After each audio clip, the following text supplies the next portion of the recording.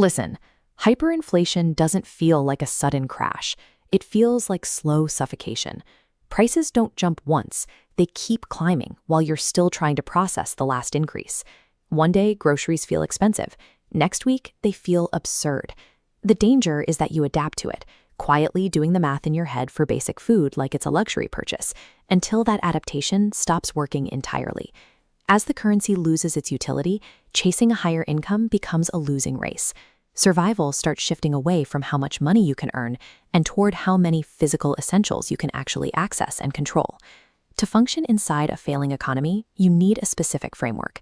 This 10-pillar physical resilience kit is built of things that hold utility and value when everything else starts slipping. By committing to this blueprint, you stop reacting to economic anxiety and start building active physical control over your daily life. Start with the most immediate biological need: food. Fresh food is fragile. It requires transport, refrigeration, and stable pricing, all of which fracture during inflation spikes. What you need is food that ignores time. This formula shows the rule you need to follow. Caloric density combined with a multi-year shelf life equals stability.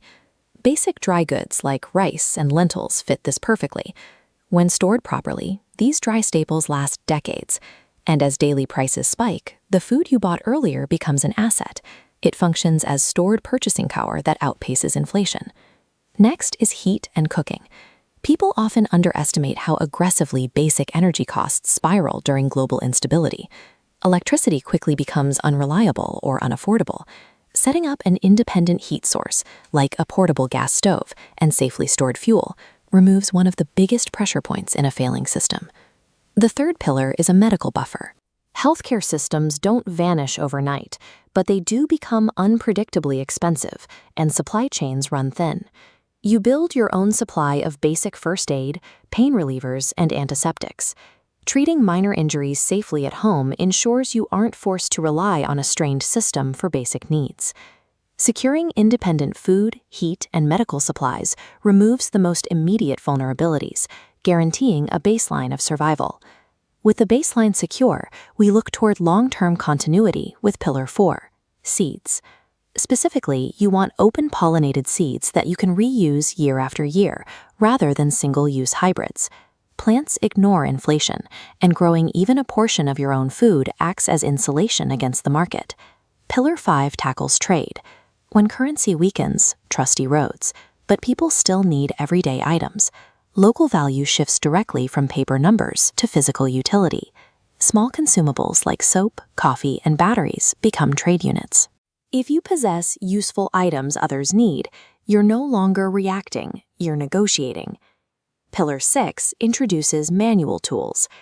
As we established, soaring energy costs turn electricity into an unreliable luxury. Audit your equipment for non-electric equivalents. A manual can opener, basic hand tools, and simple repair equipment are force multipliers, allowing you to fix and build without relying on external power. By securing seeds, trade goods, and manual tools, you create a buffer. You're no longer solely dependent on a failing market to provide what you need to function. Pillar 7 addresses a massive blind spot: communication. Assuming digital information networks will remain stable is a significant risk in an unstable economy. You need backup channels. A battery or crank radio and physical offline maps keep you connected to critical information and updates when cell towers lag or drop.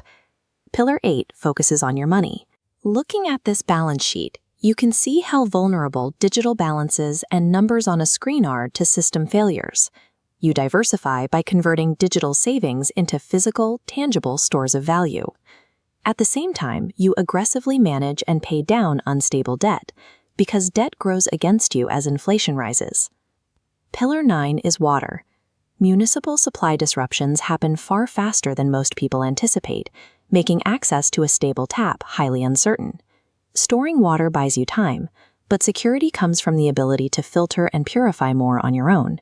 Filtration and purification tools are baseline requirements. Finally, we reach Pillar 10, the step most frequently ignored because it doesn't fit in a supply box: community mapping. Looking at this network map, you can see why one person holding every supply is vulnerable. Identifying a few people with distinct skills, Someone who understands mechanics, someone who knows basic medicine, someone who grows food, creates a resilient network. When you combine physical supplies with a small network of people, you stop being an isolated target. You become part of a group that can solve problems when the larger infrastructure fails.